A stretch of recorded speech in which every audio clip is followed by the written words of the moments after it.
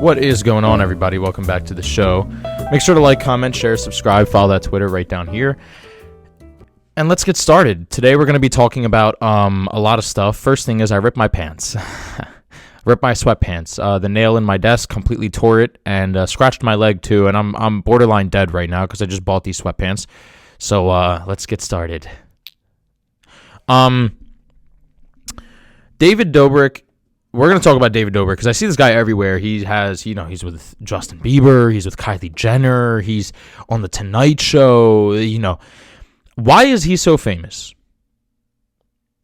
Let's talk about that. Let's talk about why David Dobrik is so famous. The first thing I'd have to say is people he surrounds himself with. That's the first thing. First thing is this guy managed to surround himself with the right people at the right time. Now it's too late. Now you can't surround yourself by John Stamos and Josh Peck and, Zayn Hijazi. You can't do that easily. But David Dobrik did. He surrounded himself by all these people when they were kind of also in a transition from Vine, and he just merged them all together, and he got all these resources. John Stamos has resources with Hollywood. Josh Peck has resources with other entertainment industries such as Nickelodeon, which is why David Dobrik probably won a Nickelodeon award. Hollywood is all about the name. It's all about the game and who you know. It's not really that much about talent, even though they lead you to believe that. But that's the first thing David Dobrik does. Second thing, audience. That's right, guys. If you look at David Dobrik's content, sure, it's a little bit inappropriate from time to time, but most of his content is just very family-friendly. He's a giggly guy. He made his personality very, very upbeat for the kids. Talks like this.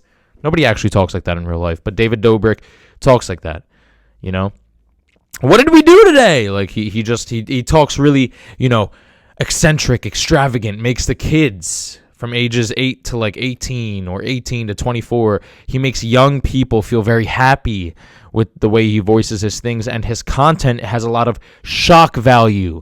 I bought my friend this. I put my friend on a billboard.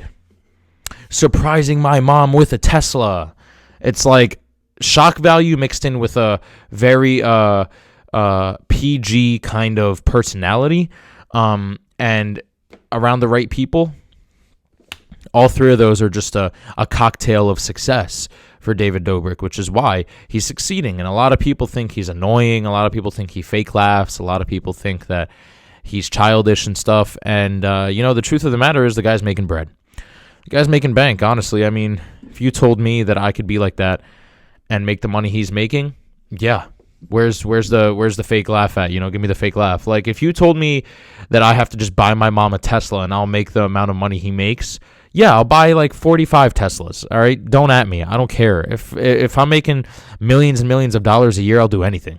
But this guy, David Dobrik, the problem I have with him is that's not really a problem. The thing I dislike, all right, there you go. The thing I dislike the most about David Dobrik is that the lack of improvement and the lack of change in his content. A lot of the things he does confuses me as to how he's had this long run of success in his videos. It's so weird. Like, the guy's been doing this for like 5 years, and he just continues to do the same thing. Bought this guy Tesla, bought this guy, just surprising people with Justin Bieber, da-da-da-da-da. And every single time he does that, it just generates more and more views and more subscribers. That's the only thing that confuses me about the guy. But anyway, Super Bowl, the Super Bowl halftime show is still blowing up. It's actually more famous than it ever was. It's raked like, I think, almost 100 million views in the last day.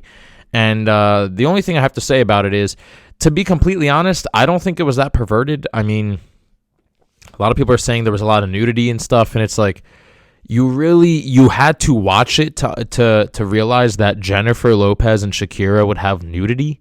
It's like, yeah, we all knew that. I mean, I knew that. The girl, and she just came out of Hustlers too, which means she's trying to show her stripper pole activities off. And what is the demographic of a football audience? The demographic is usually male, and they're usually at a young age, ranging anywhere between 15 to 35. So you put a bunch of 15 to 35-year-old guys in one big stadium, and then you have two girls with beautiful bodies pole dancing. Who's not going to like that? I don't understand. I mean, this is like the perfect kind of performance for a football game. I don't know the people who are saying it's derogatory, and the people who are saying it's derogatory clearly haven't watched a lot of other NFL shows. A lot of other NFL shows had the same thing. Janet Jackson comes to mind the most, and then there's Beyonce, and then even Maroon 5. Adam Levine was shirtless last year. A man is half naked on the stage. It doesn't make any sense to me. I thought they performed really well. I just didn't like the whole Daddy Yankee J Balvin thing. I honestly didn't even know who J Balvin was on stage until I looked all that stuff up. I made a video like 3 days ago. I had no idea who that was.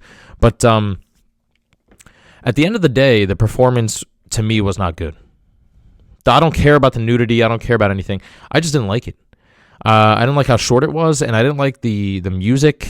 It was jumping around from everywhere. Shakira has more of like a festive kind of like, it's not really a club music. Shakira, you don't put like Waka Waka, This Is Africa in the club, J-Lo has club music, but like Shakira has more of like festival music, where people are getting ready to, just go have fun in a festival and stuff. So you put those two together, and it's just. And they even alternated a little bit. Like J-Lo played a song, and Shakira played a song, and it was like, it was confusing me. I'm not gonna lie, it was really confusing me. But at the end of the day, I thought it was an okay performance. I didn't like it per se, but I don't think it was that derogatory. Just gonna put that out there, okay? Just gonna put that out there. Oh, let's talk about moving out. All right, you know what? I'm gonna talk about moving out. Okay, I want to get an apartment, and thought that apartments were a little cheaper. Thought wrong. Reason why is because I never moved out in my life. I moved out in college, but I lived in a dorm. But I never like moved out to where I'm paying all my own bills, and I have to pay for utilities and everything like that. And when I'm looking to move out soon, I see that everything is insanely expensive, and I don't understand that. A studio apartment in Philadelphia is like $1,400. I'm trying to move to like a kind of a lesser known part of Philadelphia, just that way I can maybe pay $1,000 a month. It's ridiculous, man. Cost of living is crazy. Watch, it's like $1,000 for an apartment, or like $1,200 for a studio, which is like $14,000 a year. On top of that, you're gonna have to pay $20,000 in taxes, so that's $32,000. Then you're gonna have to pay about $5,000 for groceries, so that's $37,000. Healthcare, car insurance, and a phone bill, and utilities for that apartment probably all cost $10,000. So what are we at now? Like $45,000. It costs you like $45,000 to live for one person, and that's without expenses. You add $10,000 more onto that, then you're at $55,000 to live a normal life as a single person. That's absolutely insane. And it just doesn't make any sense to me, because why would you ever not advocate for a lower price of life? I don't get that. The new generation, we have to start protesting for like a cheaper way of life.